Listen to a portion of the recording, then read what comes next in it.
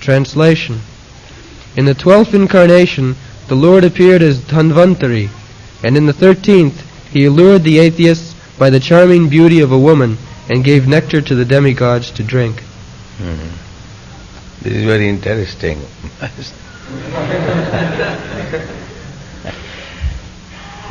To have very charming wife is not very good. And in your country, you have got all charming wives. Chanakya Pandit says that there are 4 kinds of enemies in family life. These are very experienced version. He says, Mata Shatru. And family means we live with father, mother, wife, children. This is family. In your country, family does not mean father and mother, only wife and children. But in our country, according to Vedic civilization, family is a large conception. Father, mother, brother, sister, sister's son, brother's son. If there is difficulty, one has to sue. So on the whole, father, mother, wife and children, consisting of family.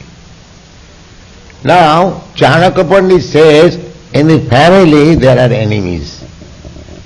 How? Rinakarta pita shatru. Chanakya Pandit says, a father who is a great debtor, he is enemy. Because the son inherits the money of the father. Similarly, the law is that if the father dies a debtor, the son becomes responsible to pay the debts. That is the law, Manusanghi. I do not know what is law here. I don't think the son is responsible for paying the debts of father. But in India, that is the law. One big barrister, Mr. C.R. Das, his father died insolvent, making debt. So when he became very rich, he called all the creditors and paid 5 to 5. Like my father was debtor, you take this money. That is the obligation. Therefore, Chanakya Pandit says, the father who dies a debtor, he is an enemy. Rin karta pita shatru. Rin means debts. Karta means one who has committed so many debts and dies. The father, instead of enjoying father's property, he has to pay the father's debts. So therefore that father is called enemy.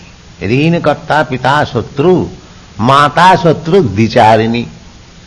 And mother, if she marries for the second time, she is enemy. Rin karta pita shatru, mata shatru dicharini. Rupavati bhajya shatru. And very beautiful wife, she is enemy. And putra shatru apandita. And if the son is a fool rascal, he is enemy. 4 kinds of enemy in the family. So, I think I have spoken about my own life. You know that I was a married man. So after being married, I did not like my wife.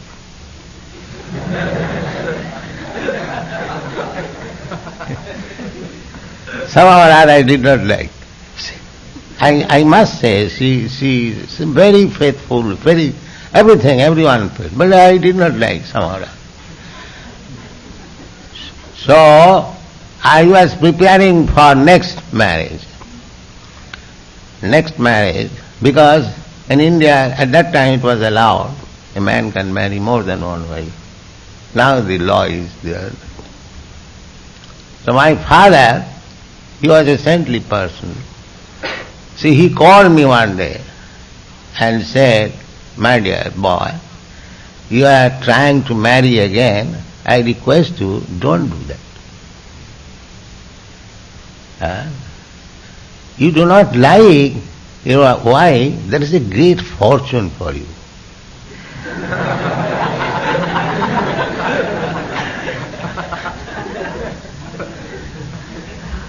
So I gave up that idea, marrying. Yes. So now I am realizing my father's blessing. Yes. That if I would have been too much attached to my wife, then I could not have come to this position. That's a fact. So, by ethical point of view, from spiritual point of view, to become too much attached to wife is an impediment for spiritual advance. Therefore it is said that annan apayat suran annan mohinnan mohitam striya. Those who are sura, demigods, they were given the nectar, and others means opposite number of sura or asura, the atheist, or the demons. They were enchanted by the beautiful form of Mohini. Krishna's another incarnation is female, Mohini, charming. So much charming that even Lord Shiva was after the girl. Lord Shiva, he is supposed to be Dhira, but he became charmed and he was after that girl. So when Krishna is already beautiful, but when he takes the shape of an woman, how beautiful he became, we can just imagine. Women are naturally beautiful, they are called fair sex. So, Mohinya. So this Mohini, this attractive feature of woman is advantage and disadvantage also. It requires simply handling, then it is advantage. When Chaitanya Mahaprabhu played this play, Mohini role, Chaitanya Mahaprabhu was playing drama. So Chaitanya Mahaprabhu was very beautiful. He took the part of this Mohini Murti. And she was dancing with the pot of nectar. So all the devotees, they offer their obeisances, because Mohini Murti means God's incarnation. So my dear Lord, this Murti, this form, this charming form is somewhere Rakshasini. Rakshasini means what is called witches, or the female demon, and somewhere you are goddess of fortune. So the wife, never mind, generally beautiful wife means everyone's wife is beautiful. Unless one sees his wife beautiful, he cannot become a householder. You see? I think I did not see my wife beautiful. Therefore I had to take sannyas. But generally everyone sees his wife beautiful. There is a great poet in Bengal, Bankim Chandra. He used to say that everyone has got right to say his wife beautiful. That means the wife may be beautiful or not beautiful to other side, But the husband's eyes, it must be beautiful. Otherwise there cannot be husband. The fact is that our householder life is not a platform of being attracted by woman or by wife. No. Wife is not accepted for sex satisfaction, being attracted by her. No. Therefore, wife is called dharmapatni. Dharmapatni. Dharmapatni means a religious wife. Or husband and wife should execute religious life, spiritual cultivation. That is the purpose of becoming householder. Girihastha ashram. Not that I become attracted by wife and I become absorbed in simply sex relation and forget my real duty, Krishna consciousness. That is dangerous. So generally, if one's wife becomes very beautiful, he forgets his real duty, Krishna consciousness, and he simply becomes a pet servant of the wife. That is it. Therefore Rupa Goswami says, anasattasya vishayan jatharam upajanjata. One should not be attracted for sex life. Jatharam upajanjata. But does it mean that husband and wife will not have sex? No. Jatharam, as it is required. As it is required means, well, sex life with wife should be performed only for begetting a Krishna conscious child. Nothing more. No more at all. That life is better. And that life means not only better, that is the ideal life. Wife and husband, combination, both should make progress in Krishna consciousness. Women, they are generally equipped with the qualities of passion and ignorance. And man also maybe, but man can be elevated to the platform of goodness. Woman cannot be.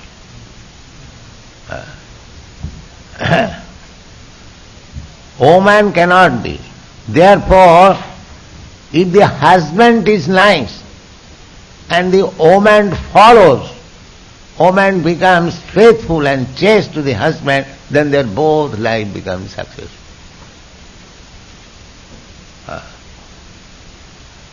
There are three qualities of nature, sattva, raja, tama. So, rajastama, generally, that is the quality of woman. And man can become to the platform of goodness. Therefore, initiation, Brahminical symbolic representation is given to the man, not to the woman. This is the theory. Therefore, the combination should be that the husband should be first class devotee, Krishna conscious. And woman should be devoted to the husband, faithful, so that she would help the husband to make progress in Krishna consciousness. Then their both life is successful. Otherwise, if the husband simply becomes captivated by the charming beauty of woman and engages himself in the sex life, then his life is lost. And the woman, they are less intelligent, unless they are guided by a proper husband, her life is also lost. So those who are not demigods. Here it is apayat suran, sura or sura. Sura, those who are not developed to Krishna consciousness, they are asura. So every husband should be a sura. Sura means devotee. And every woman should be religious. Religious means to become chaste, faithful to the husband. And the husband should become a devotee.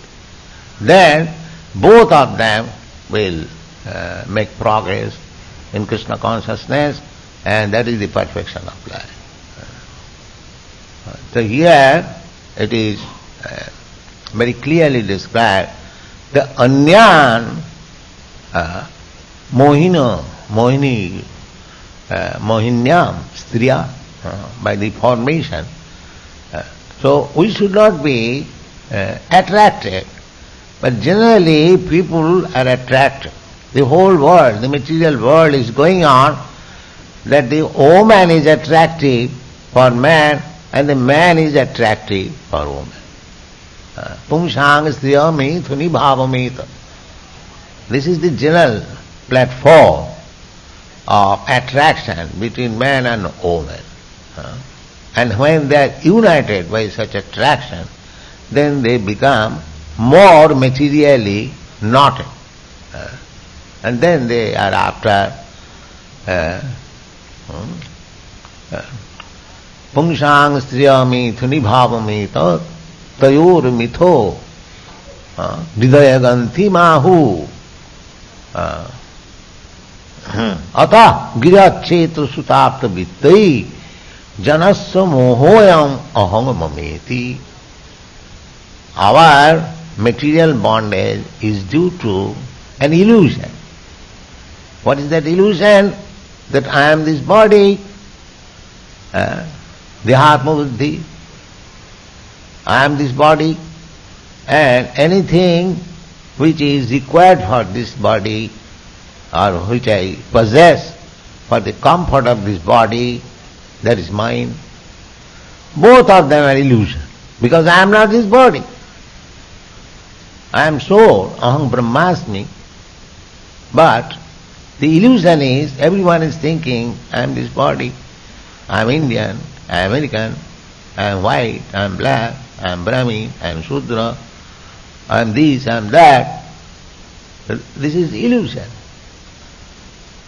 Therefore, the Vedic system is to save one from this illusion. The first stage of life is brahmachari, to understand the value of life and strictly without any association with woman. That is called brahmacharya. Strictly. So, the whole Vedic system is to convince one that you are not this body, and anything you possess in relationship with your body, they are all illusion. You are spirit soul, part and parcel of God, Krishna. Therefore, your duty is somewhere or other come out of this entanglement of the bodily concept of life and bodily possession. Come out, be free, Brahma Bhuta. Now your position is Jiva Bhuta. Jiva Bhuta means you are thinking that I am a product of this material world. All scientists, all philosophers, they are the same concept, that I am this body. Beyond this body there is nothing. All big professors, scientists, that after this body is finished, everything is finished. But actually that is not a fact. From Bhagavad Gita you understand that na jayate na mriyate. The spirit soul is never born, never dies. It is the body, material body, that takes birth and dies. But spirit soul remains. Dehantaram prapti, tatha dehantaram prapti.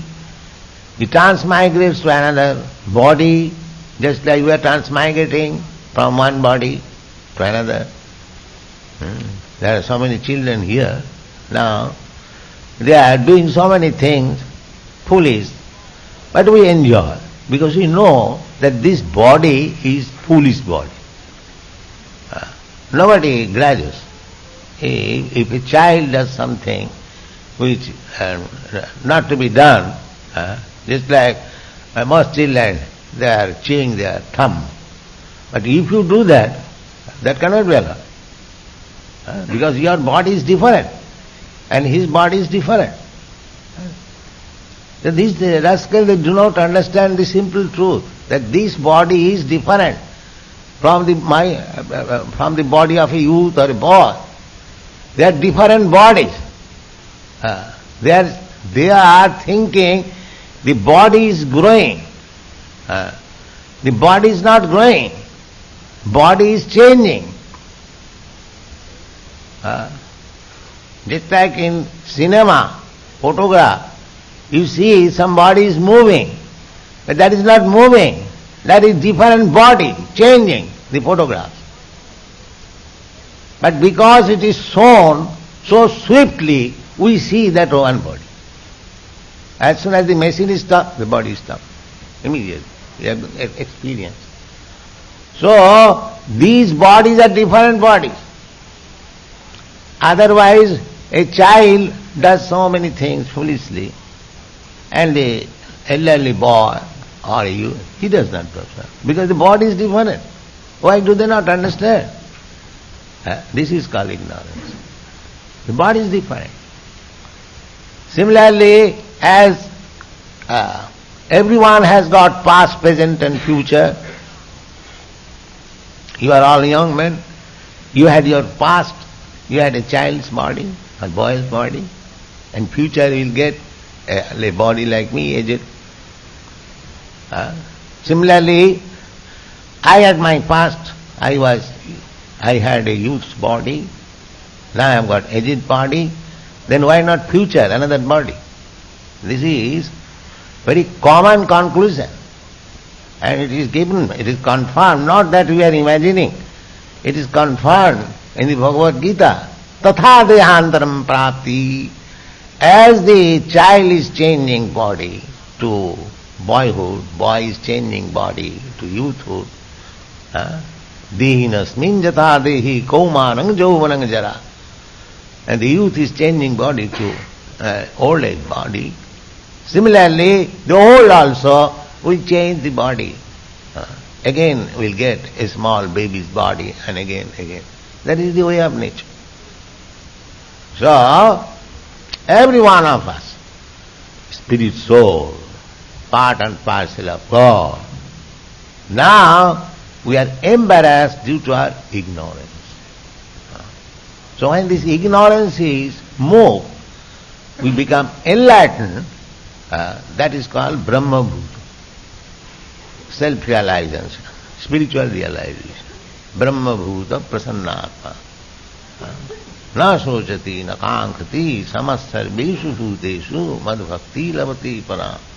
So without being Brahma Bhuta, that I am spirit soul, Krishna consciousness does not become very perfect. If we are in the bodily concept of life, then it is rather difficult. It will take time. Because unless you come to the platform to understand that you are not this body, you are spirit soul, the actual devotional service does not begin. But to the neophyte student, the chance is given to develop this devotional service, Savanam, Kirtanam, Smaranam, Archanam, Bandhanam, Dasam. The method is by constantly being engaged in devotional service, one becomes realized soul, God helps him, Krishna helps him, and then he becomes a perfect, liberated soul. Liberated soul means Hitya Annatha Rupam. Now we are working under the designation of this body. Everyone is working under this designation of this body. When we become above the designation of the body, that is our real constitutional position. So, first of all, to realize that I am not this body, and the next stage is that I am spirit soul, part and parcel of Krishna. Therefore, as part and parcel is meant for giving service to the whole, therefore my constitutional position is to serve Krishna. That is perfection of life. Thank you.